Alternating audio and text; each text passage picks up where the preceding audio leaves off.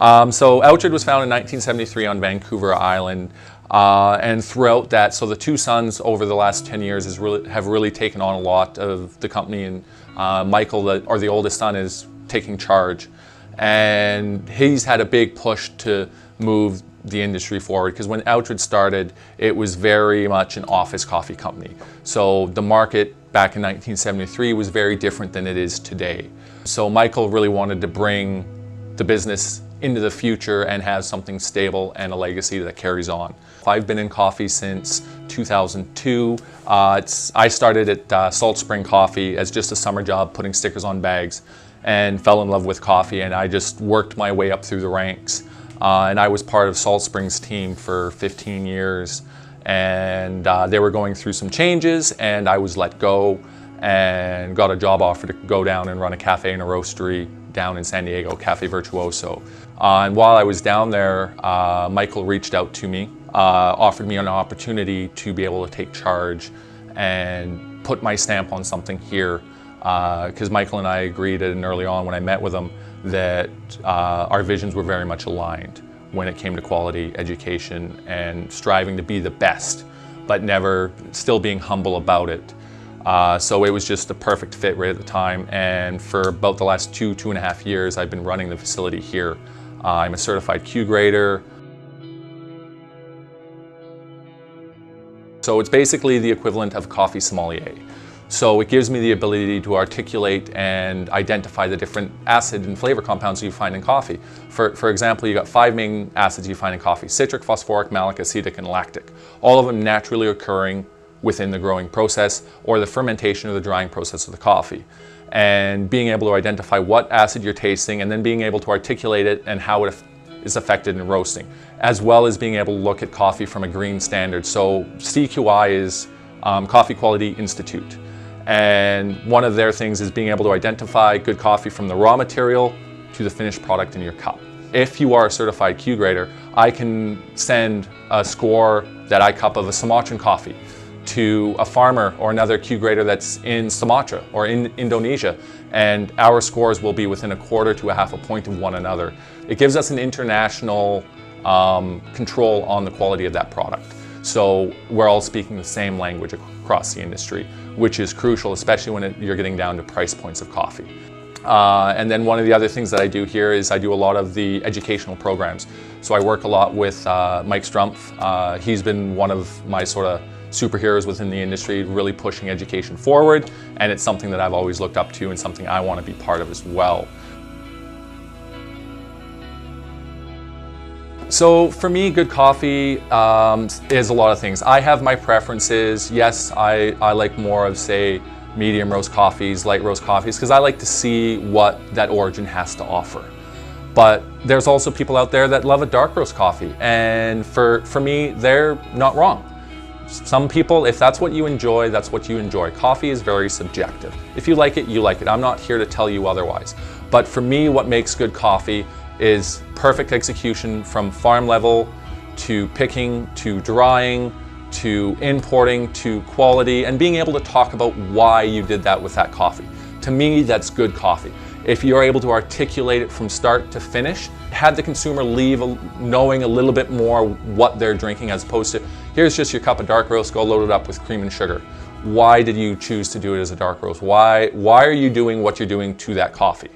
And then being consistent with it day after day after day, because at the end of the day, it takes 5 seconds to make or break a roast. So taking pride in what you do, because the pride that the farmers put into an origin is mind-blowing compared to what we do here. So at the end of the day, I want to showcase what they do in origin more so than have the consumer think that I'm doing a good job. I want them to know that the farmer had to do an exceptional job to get me the product so I could do as good as the job as I did with it. Because at the end of the day, it starts with them, not with us. We're the final chain, like us as roasters and then the baristas. It's up to us to showcase all the hard work that a farmer spent an entire year, or they've spent their entire life perfecting that craft. With coffee, there's over 500 identified flavor compounds in coffee. So for me, when I talk about flavors in coffee, yeah, I might say it's got hints of strawberry or blueberry or chocolate or caramel. So when I'm saying it's got a note of a strawberry, I could be just talking about the sweetness, citric note of a strawberry, or the berry note of a blueberry. I'm not talking about it tastes like an actual strawberry, it tastes like a part of a strawberry. I talk about tasting coffee as a second language because you're developing a flavor language. Because the way I perceive a strawberry is not going to be the same way you perceive a strawberry. What gives me the ability to articulate is being able to describe why I taste a strawberry. So that person understands, because me tasting a strawberry could be you tasting a blackberry. That could be what you attribute my strawberry flavor to in that coffee, could be your blackberry. But being able to articulate that and come to an understanding why we're tasting what we're tasting is key, because tasting is subjective. It's all about being able to explain what you're tasting and why you're tasting it.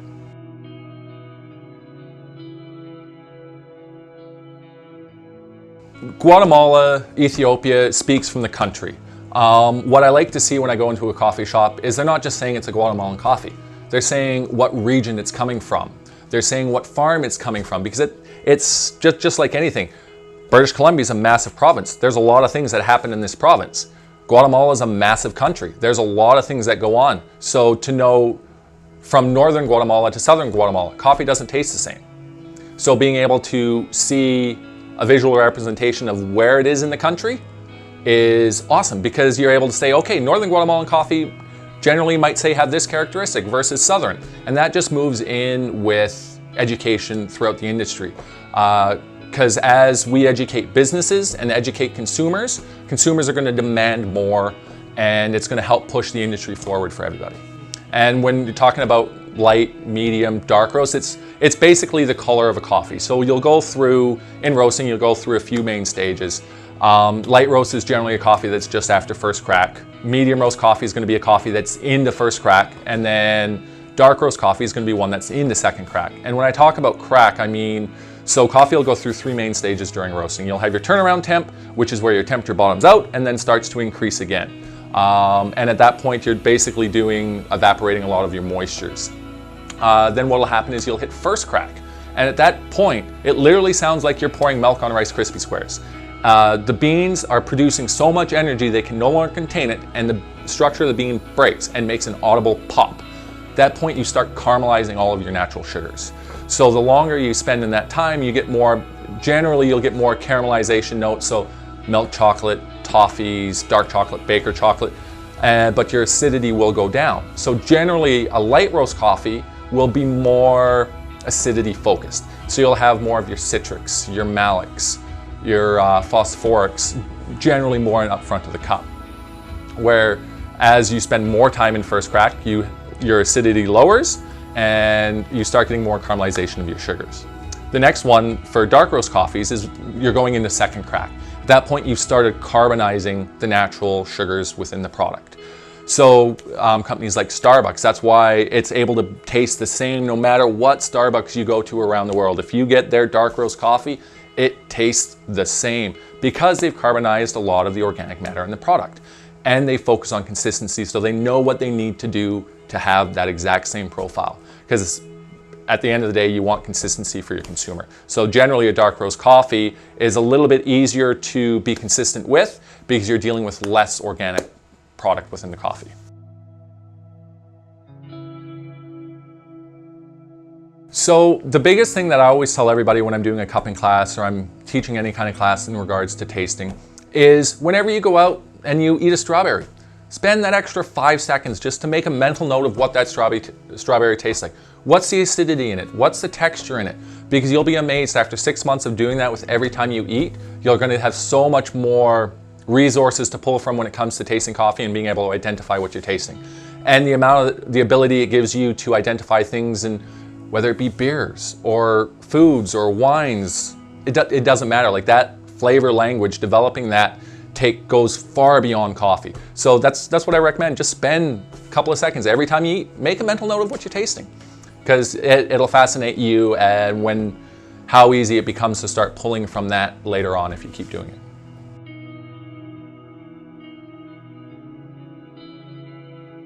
So there's a few different brewing methods. You've got your general pour over, like your V60 or Hario.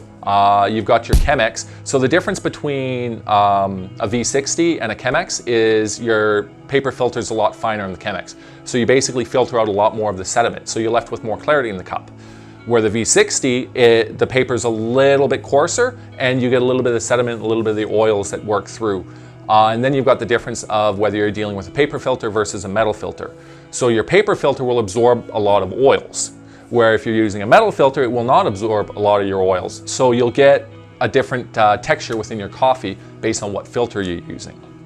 And then you've got your French press, which is, I'm sure we've all had a French press. You're dealing with a coarse grind coffee, you pour your water on top, you let it sit, and then you plunge it. That coffee is gonna be very heavy on the body, very thick, very creamy, but your acidity is gonna be a little bit lower, just because you've got more oils, you've got more sediment within the cup that it masks some of the subtle acidity notes. So there is no better or worse brewing method. It all boils down to what coffee you're working with. There are some coffees, so like say a lighter roast coffee or a medium roast coffee might be more beneficial in say a Chemex or a V60 because you're able to get more clarity, a little bit more of the delicate acidity notes out of the coffee. Where if you're say working with a darker roast or even a coffee from Sumatra, because Sumatrans are very heavy in their body characteristics. So something like a French press or an Espro work extremely well to accentuate the body characteristic and the finish of a coffee. So it's a matter of finding what brewing method works for what coffee you're dealing with. For me, I prefer the Chemex because I do like a lighter roast coffees more generally. So I get a lot more clarity in the cup. I get a lot more of the subtle nuances. But I would never put a dark roast through a Chemex because you don't have any subtle fruit notes or citrus notes in a dark roast, so it's going to be lost in the Chemex because the Chemex is going to filter out a lot of the body with the paper filter. So generally I go more with a coarser filter like an Espro or a French press.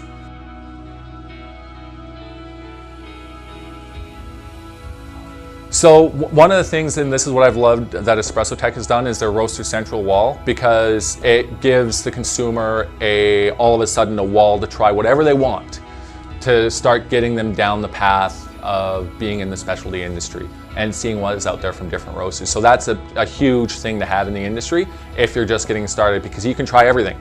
Because there's nothing, if you just keep going to the same coffee shop day after day after day, you're not going to know what else is out there, because everybody's got their own style of doing what they do. Just like we have here at Oughtred, we have our methods for producing coffee. It's not the same as what Agro does or the same as 2% Jazz does. We've all got our own unique twist on how we approach things. So to have a place where you can try all of those different coffees is huge, because you get to see, even for me being an industry person, I'm able to see what others are doing and be able to taste their product as well.